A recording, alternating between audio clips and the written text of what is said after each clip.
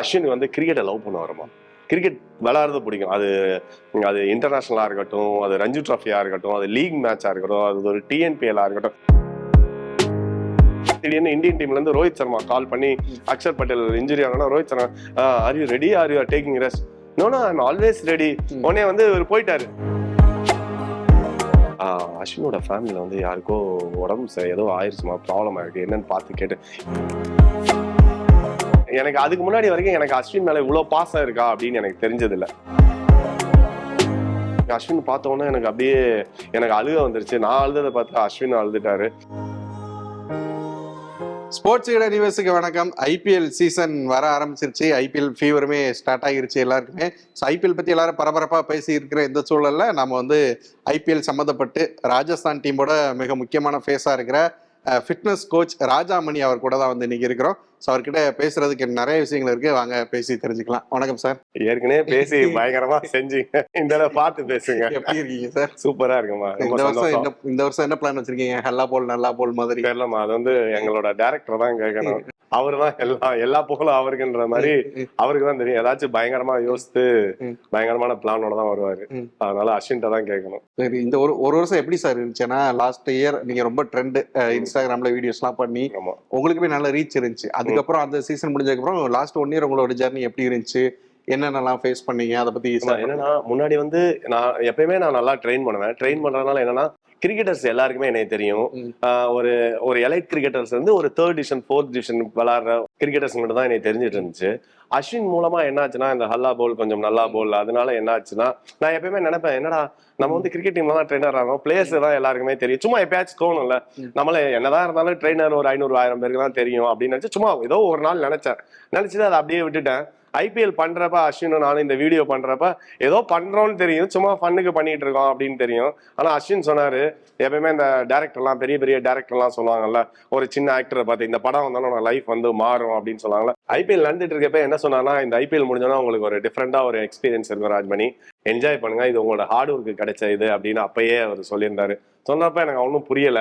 திருப்பி வந்தோம்னா நான் எப்பயுமே என் பையனோட ஃபுட்பால் விளாட போறப்ப நான் பாட்டு விளாட போயிட்டு வந்துடுவேன். ஃப்ரெண்ட்ஸ் எல்லாரோடையும் போனேன். திரும்பி போனா அங்க போனா நிறைய பேர் ஃபுட்பால் விளாட முடியும், கிரிக்கெட் விளாண்டுருந்தாங்க ஒரு 30-40 பேர். திரும்பி சார் அண்ணா அவங்க கூட செல்ஃபி எடுத்தாங்க, ராஜாமணி அண்ணா அல்லா என்ன இது அல்லா போல் நல்லா நம்ம ட்ரெயினர் ஆச்சு, இது என்ன அல்லா போல்ன்றாங்க. அதுக்கப்புறம் தான் எல்லாரும் வந்து என்னோட அஸ்வினோட ஃபேனா இருந்திருக்காங்க. அங்க இருந்து நான் யூகே போனேன், இப்ப வெஸ்ட் இண்டீஸ் போனேன், இந்த மாதிரி தோஹா போனேன், ஸ்ரீலங்கா போனேன். எங்க போனாலும் பிசினஸ் கிளாஸ்ல டிராவல் பண்றப்ப யாராச்சும் மினிமம் ஒரு 3-4 பேர் வந்து, சார் நான் வந்து அஸ்வினோட பிக் ஃபேனு, அஸ்வினை உங்களையும் பாக்குறப்ப எங்களுக்கு ரொம்ப சந்தோஷமா இருக்கு அப்படின்னு சொல்லிட்டு நிறைய போட்டோஸ் வீடியோஸ் எல்லாமே நிறைய எடுத்திருக்காங்க.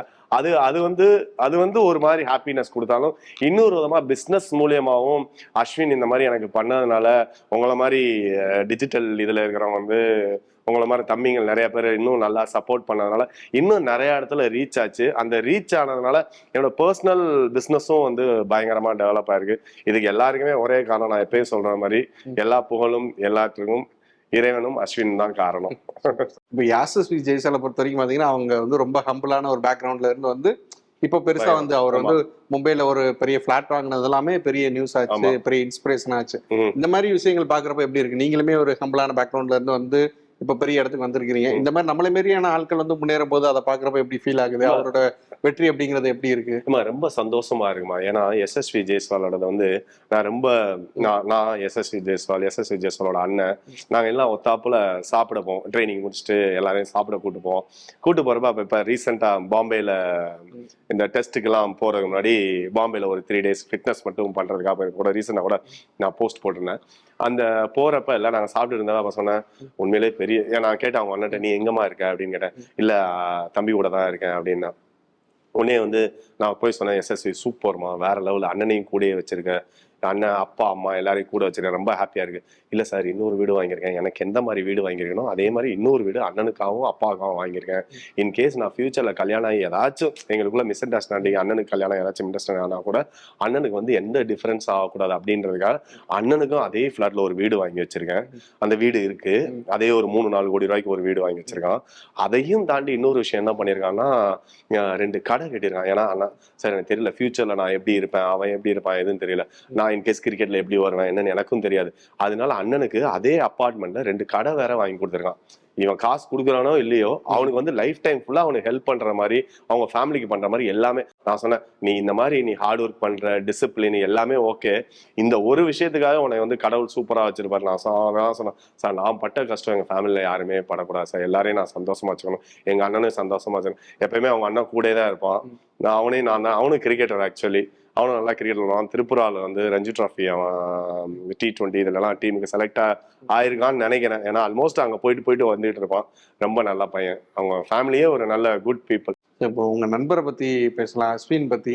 100 டெஸ்ட் வந்துட்டாரு. அவரோட ஜர்னி அப்படிங்கிறது ரொம்ப ஏற்ற இறக்கமா இருந்திருக்கும். சில டைம்ல பார்த்தோன்னா அவர் வந்து இந்தியாவில் நடக்கிற டெஸ்ட்டுக்கு மட்டும் எடுப்பாங்க, ஓவர்சீஸ் டெஸ்ட்ல அவர் வந்து கன்சிடர் பண்ண மாட்டாங்க. இந்த மாதிரி நிறைய வந்து இருக்கும். ஆனாலுமே வந்து தொடர்ச்சியா வந்து போராடிக்கிட்டே இருப்பாரு, தன்னோட பெர்ஃபார்மன்ஸை கொடுத்துட்டே இருப்பாரு. ஒரு கட்டத்துல டீமுக்கு செலக்ட் ஆகி சூப்பரா பெர்ஃபார்ம் பண்ணிடுறாரு. அவரோட அந்த மென்டல் ஸ்ட்ரென்த்தை பத்தி சொல்லுங்க. வந்து ஒருத்தவங்க லவ் பண்றோம், அவங்க லவ் பண்றாங்க பல, நம்ம லவ் பண்ணிட்டு தானே இருப்போம். ஒரு பொண்ணை லவ் பண்றோம், அவங்க லவ் பண்ணாங்கன்னா நம்ம லவ் பண்ண. அது மாதிரி அஸ்வின் வந்து கிரிக்கெட்டை லவ் பண்ண வரமா. கிரிக்கெட் விளையாடுறது பிடிக்கும். அது இன்டர்நேஷனலா இருக்கட்டும், அது ரஞ்சி டிராஃபியா இருக்கட்டும், அது லீக் மேட்சா இருக்கட்டும், அது ஒரு TNPL இருக்கட்டும். அதான் நான் சொன்னேன், இப்ப வேர்ல்ட் கப் வேர்ல்ட் கப் டீம்ல போறதுக்கு முன்னாடி நான் வந்து ராஜ்மணி ஒன்டேக்கு ஏற்ற மாதிரி பயங்கரமா ட்ரெயின் பண்ணணும் அப்படின்னு. நான் வேர்ல்ட் கப் டீம்ல தான் இல்லையா அஸ்வின், எதுக்கு ஒன்டேக்கு ஏற்ற மாதிரி ட்ரெயின்? ஏன்னா இங்க வந்து first division one day match நடந்துட்டு இருந்துச்சு.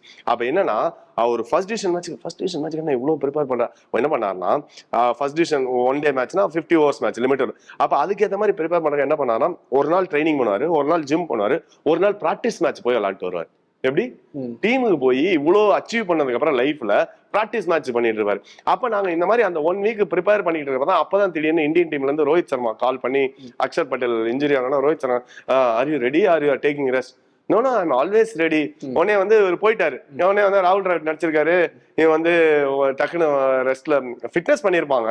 பட் இவ்வளவு ஆனா வந்து இவர் இங்க ஒன் டே மேட்சுக்கு வந்து இங்க நடக்கிற ஒன் டே மேட்சுக்கு ஒரு 10 days ப்ரிப்பேர் பண்ணனால அது ஒன்றும் அவருக்கு ஒன்றும் பெருசா டிஃபரன்ஸ். அதுதான் ஃபர்ஸ்ட் மேட்ச் ஆடின உடனே எல்லாரும் வந்து ஹாப்பியா. அந்த மொமெண்ட் எப்படி இருந்துச்சு? ஏன்னா வந்து வேர்ல்டு கப்புக்கான அந்த ப்ரிப்பரேஷன் ப்ராப்பரான டீம்ல வந்து அவர் இல்ல. ஃபர்ஸ்ட் அக்ஷர் பட்டேலுக்கு இல்லைங்கிற போய் தான் அவருக்கு சான்ஸ் கிடைச்சது. அதுவும் அந்த 2-3 நாளைக்கு முன்னாடி தான், லாஸ்ட் மினிட்ல தான் வந்து கிடைச்சது.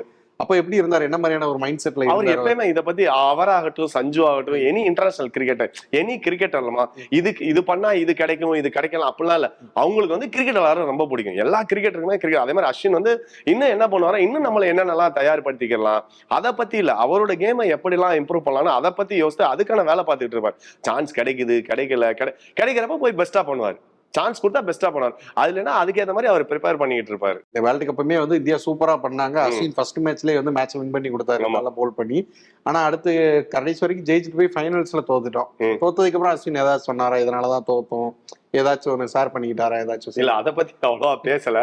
எனக்கு பர்சனலா ஃபீல் பண்ணும், அஸ்வின் விளையாண்டா நம்ம ஜெயிச்சிருக்கலாமோ அப்படின்னு. ஆஸ் எ கிரிக்கெட் லவரா எனக்கு அது எப்பயுமே தோணும். ஏன்னா ஆஸ்திரேலியா மேட்ச் ஃபர்ஸ்ட் மேட்ச் விளையாடுவாரு, அவர் தான் சூப்பரா இது பண்ணுவாரு. ஏன்னா அவர் வந்து எல்லாரையும் பத்தி நிறைய அனலைசிஸ் பண்ணி வச்சிருப்பாரு.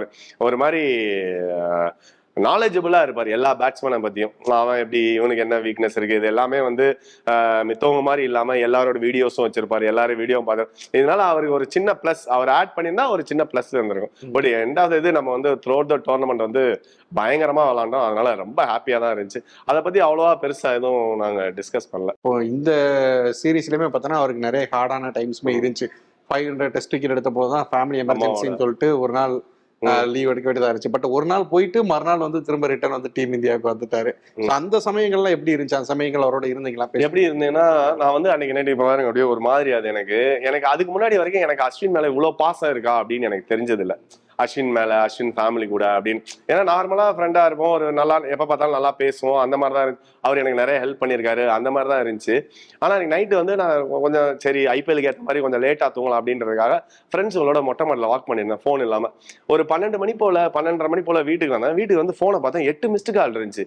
ஏன்னா அது 8 மிஸ்டு கால் இருக்கு. அது யாரோட மிஸ்டு கால் இருக்குன்னா, ஒன்னு சங்கக்காரா, இன்னொன்னு எங்க CEO, எங்க மேனேஜர், எங்க டெக்னிக்கல் டைரக்டர். இவங்களோட ஐயோ நம்ம எதுவும் இன்டர்வியூ கொடுக்கல, யாரும் வேற டீம் பிளேயர்ஸை போய் எதுவும் ட்ரெயின் பண்ணி வீடியோ போடலையே அப்படின்னு நினைச்சிட்டு பயமாவே போனை எடுத்து எங்க மேனேஜருக்கு ஃபோன் பண்ணேன், சங்கக்காராவுக்கும் ஃபோன் பண்ணேன். ராஜா அஸ்வின் இஸ் ஓகேன்னு அப்படி.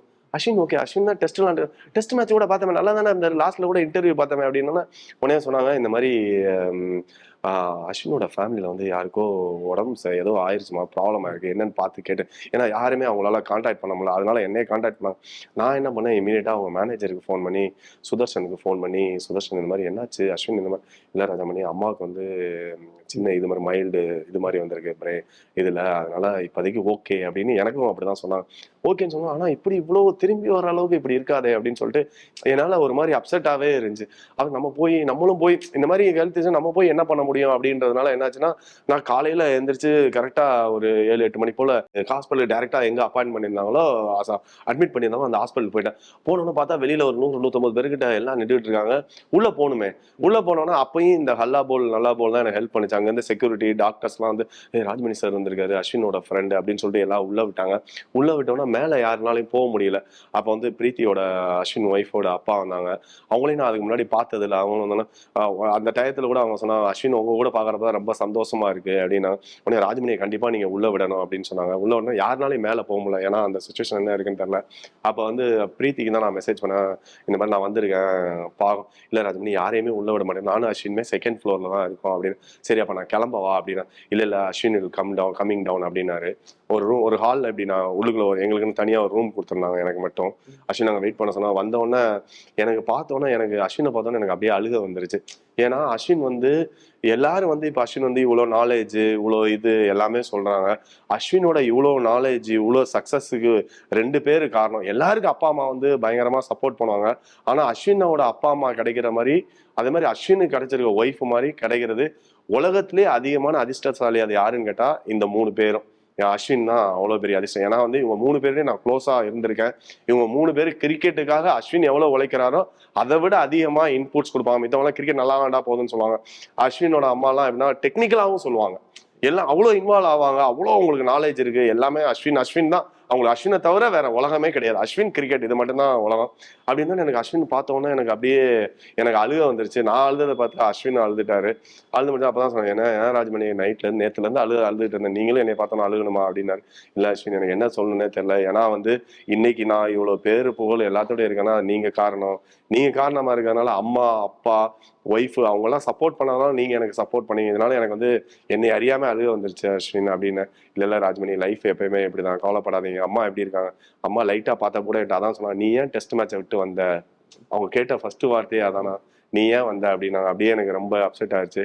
பரவாயில்ல ராஜ்மணி பாத்துக்கிறேன், கடவுள் எப்பயுமே நம்ம கூட இருப்பான். நான் தான் சொன்னேன் நான் ஒரே வார்த்தை தான் அஸ்வின் எனக்கு நான் சொன்னேன், அஸ்வின் அம்மா எப்படி இருக்காங்க அதெல்லாம் எனக்கு தெரியாது, ஆனா வந்து நீங்க யாருக்குமே எதையுமே எதிர்பார்த்து எதுவுமே பண்ண மாட்டீங்க, யாருக்குமே கெட்டதே நினைச்சதில்ல, கண்டிப்பா கடவுள் வந்து அம்மாவை நல்லா வச்சிருப்பாரு அப்படின்னு சொல்லிட்டு ஒரு மாதிரி ஹக் பண்ணிட்டு ஒரு மாதிரி அழுதுட்டு அப்படியே நான் வந்தேன். ஒரு ரொம்ப எமோஷனலான தருணம் அது, அதை சொல்ல முடியாது வார்த்தைகள்னால.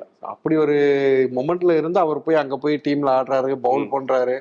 எப்படி அந்த மன வலிமை அவருக்கு வந்து? அது அம்மா தான் அவங்க பேரண்ட்ஸ் தான், ஒய்ஃப் தான் கூட. ஏன்னா அவங்க அவ்வளவு சப்போர்ட் பண்ணுவாங்க. அவ்வளவு சப்போர்ட்னா அவங்களுக்கு கிரிக்கெட் தான் உலகமே. அஸ்வினும் கிரிக்கெட் தான், பிரீத்தியும் அப்படிதான். எங்க என்ன நடந்தாலும் இங்க 2 குழந்தைங்க இருந்தா அதை பாத்துக்கிறாங்க. ரொம்ப அவங்க பாக்குறது தான் ஏதாவது அவங்க ரொம்ப. அதான் நான் சொல்லணும், அஸ்வினுக்கு கிடைச்சது வந்து அஸ்வினோட நல்ல குணத்துக்கு அவங்க அம்மா அப்பா ஒய்ஃப் குழந்தைங்க எல்லாருமே வந்து நான் நிறைய கத்துக்கிறேன் ஆக்சுவலி. அவங்க அஸ்வின் வந்து கிரிக்கெட் இவ்வளவு விளையாண்டாலும் அவங்க குழந்தைகளுக்காக டைம் போடுவாரு. அப்பதான் தோணும், அஸ்வினே இவ்வளவு பெரிய ஆளே குழந்தைங்களுக்கு சொல்லி கொடுக்குறாரு, எல்லாம் பண்றாரு, வெளில கூட்டு போறாரு, வெளில எல்லாம் அம்மா அப்பா கூடயே வச்சிருக்காரு, அம்மா அப்பாவுக்காக எல்லாமே பண்றாரு. அஸ்வின் ஒய்ஃப் நம்மளும் அட்லீஸ்ட் பண்ணணும் அப்படின்றத. அதுக்கப்புறம் தான் நான் வந்து அஸ்வினோட இன்னொரு விஷயம் சொல்லணும், அஸ்வின் அப்பாவை பத்தி சொல்லணும். அஸ்வின் அப்பாவையும் நான் ட்ரெயின் பண்ணியிருக்கேன், கார்த்தி தான் ட்ரெயின் பண்ணுவான். அப்போ வரப்போ 1 hour செஷன் தான், எங்கூட 1.5 hour அவர் கூட நிறைய பேசுவேன், எப்படி இது பண்ணாரு. அப்ப அதான் சொன்னாரு, அப்ப என் பையனை வந்து என்கிட்ட வேலை பார்க்குறவங்கள அனுப்பிச்சுட்டு பையனை ஸ்கூல்ல விட்டுவாங்க அப்படின்னு. உடனே எனக்கு வந்து 1 hour அட்வைஸ் பண்ணாரு, ராஜ்மணி பையனை கார்ல கூட கூட்டு போகாத, பைக்ல கூட்டு போ. அந்த ஸ்கூலுக்கு போற டைம்ல தான் பையனை முன்னாடி உட்கார வச்சு கூட்டு போறப்பதான் உன் கூட அவன் பேசுவான், அது கூட கனெக்ஷன் வரும் அப்படின்னாரு. லாஸ்ட் 7 years நான் பண்றேன் அதை. நான் இருக்கிறப்பெல்லாம் அவனை நான் பைக்ல உட்கார, கார் இருந்தாலும் பைக்ல உட்கார, I can see the huge difference. எனக்கும் என் பையனுக்கு உண்டான ரிலேஷன்ஷிப் அதுக்கப்புறம் பயங்கரமா தான் ஆச்சு. அது மாதிரி அஸ்வினோட அப்பா என்ன பண்ணுவாங்கன்னா, அப்பெல்லாம் வந்து எக்ஸாம்ல இப்ப வந்து எல்லாருமே வந்து அஸ்வின் நான் சொல்லுவேன், அஸ்வின் நீங்க இதெல்லாம் வெளில சொல்லணும் அப்படின்னு. இதெல்லாம் இதுக்கு ராஜ்மணி சொல்லிக்கிட்டு அப்படின்பாங்க. ஆனா இந்த ஒரு விஷயத்தையும் சொல்லிடுறேன், இப்பதான் வந்து இன்டர்நெட்ல எல்லாமே கொஸ்டின் பேப்பர் எல்லாமே வந்துருது. போன வருஷத்துது, அதுக்கு முந்தானி வருஷத்துது. ஏன்னா அஸ்வின் வந்து நிறைய கிரிக்கெட் விளையாட வரான். அப்ப விளையாடுறப்ப என்ன பண்ணுவோம், அம்மாவும் ஒர்க்கிங்கு, அஸ்வின் அப்போ டேடியும் ஒர்க்கிங்கு இதுல ரயில்வேஸ்ல. அப்ப அதை முடிச்சுட்டு அப்ப முன்னாடிலாம் இருக்கும்லம்மா, இப்ப லாஸ்ட் 10 இயர்ஸோட கொஸ்டின் பேப்பர் எடுத்து அதுல என்னென்ன கொஸ்டின்லாம் வரும் அதெல்லாம் பார்த்து பெஸ்டா எழுதணும்ல. அப்ப என்ன பண்ணுவாங்கன்னா பாரிஸ்ல போயிட்டு லாஸ்ட் 10 இயர்ஸோட கொஸ்டின் பேப்பர் எடுத்துட்டு வருவாங்களாம். எடுத்துட்டு வந்து அதுல எந்தெந்த கொஸ்டின்லாம் வந்திருக்குன்ட்டு நைட்டு ஃபுல்லா உட்காந்து எழுதி தனி ஒரு கொஸ்டின் பேப்பர் பண்ணி அதை அஸ்வினை படிக்க வச்சு எக்ஸாம் எழுத வைப்பாங்க. அதனாலதான் இந்த மாதிரி அஸ்வின் வந்து இவ்வளவு நாலேஜபிளா ஸ்டடீஸ்லயே ஆகட்டும் ஒரு ஸ்போர்ட்ஸ்ல ஆகட்டும் இவ்வளவு பெஸ்டா வர காரணம் எல்லா இதுவும் வந்து அஸ்வினோட ஹார்ட் ஒர்க் இருக்கு. பட் அவங்களோட அப்பா அம்மாவோட எஃபர்ட் வந்து நிறைய இருக்கு. ஸோ அவருக்கான ஃபியூச்சர் இனிமே என்ன 500 டெஸ்ட் விக்கெட் எடுத்தாரு, 100 டெஸ்ட்ல ஆடிட்டாரு, இன்னுமே எப்படி இருக்க போகுது அவரோட career? Future of Indian cricket Ashwin. ஆமா, எதுனாலும் வரலாம். அதனாலதான் நான் இப்ப 500 விக்கெட்ல ஒரு போட்டோ என்னோடதும் அவரோடதும் போட்டப்ப த ஃபியூச்சர் அப்படின்னு சொல்லி போட்டேன். Super super.